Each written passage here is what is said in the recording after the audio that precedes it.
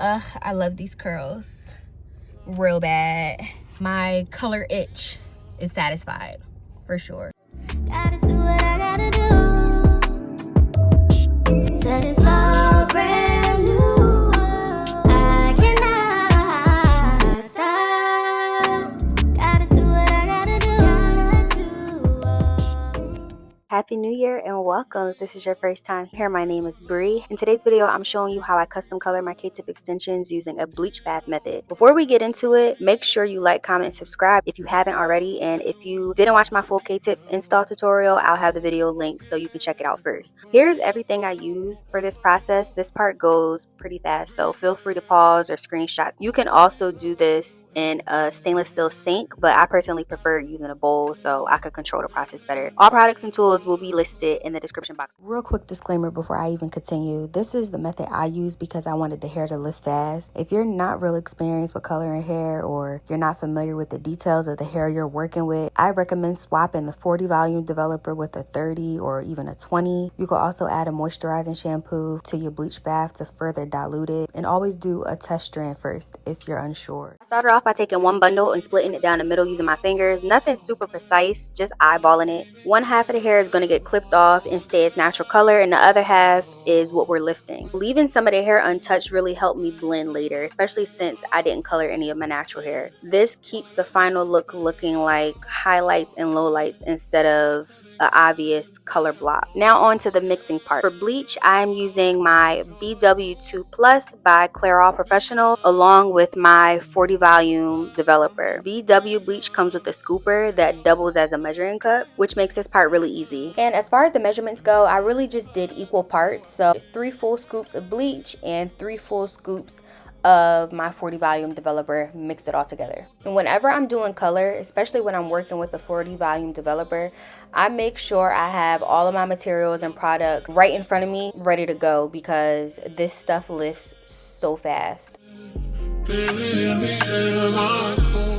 Once that's mixed into a paste, I add hot water, not boiling water, just hot water. Using hot water helps activate the bleach faster and evenly, which is important for a bleach bath. And like I said, I did get these bowls from Dollar Tree, so I got a second one just in case it like broke or was flimsy or whatever, and I'm glad I did because I ended up having to double it because as I started mixing and pouring the water in, it got a little heavy and it started getting a little flimsy. So if you go my route, get 2. Thin the mixture down to a milky consistency, not necessarily watery and not thick, kind of like whole milk.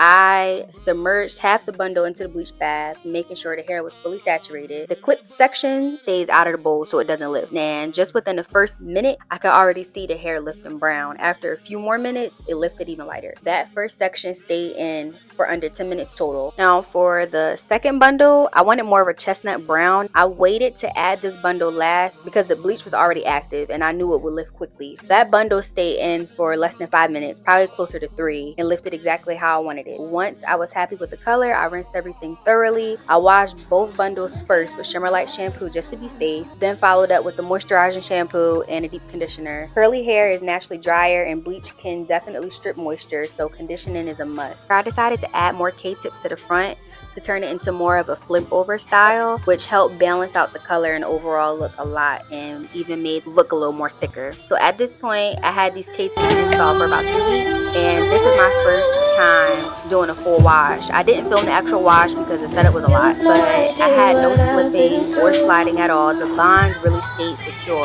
For curl definition, I used Mael's Rice Water Moisturizing Milk and my Eco Styler Gel and my CURLSQUEEN Denim Brush. The brush is honestly my secret weapon. Every time you see my curls pop in wigs, weaves, or natural hair, it's because of this brush. Even after coloring, the curls still have shrinkage, definition, and bounce even when wet. That's how you know it's good quality hair. A lot of curls lose its pattern after bleaching, but this held up really well. This video is not sponsored either.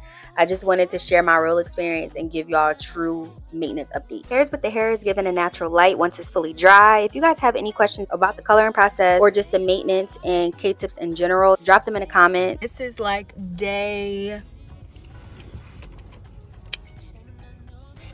6 hair, and look how big it's gotten since my first initial install.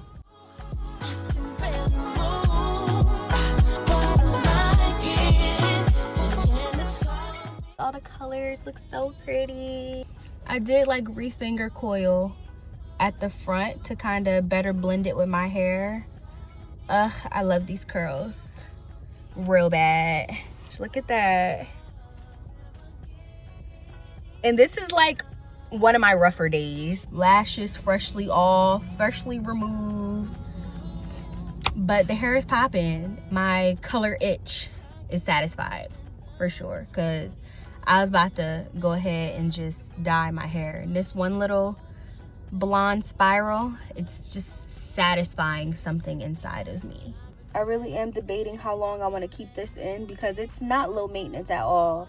It's actually very high maintenance. Maintaining the curls and wrapping it at night. Actually, wrapping it at night isn't that bad. I just like fluffed it out when I woke up.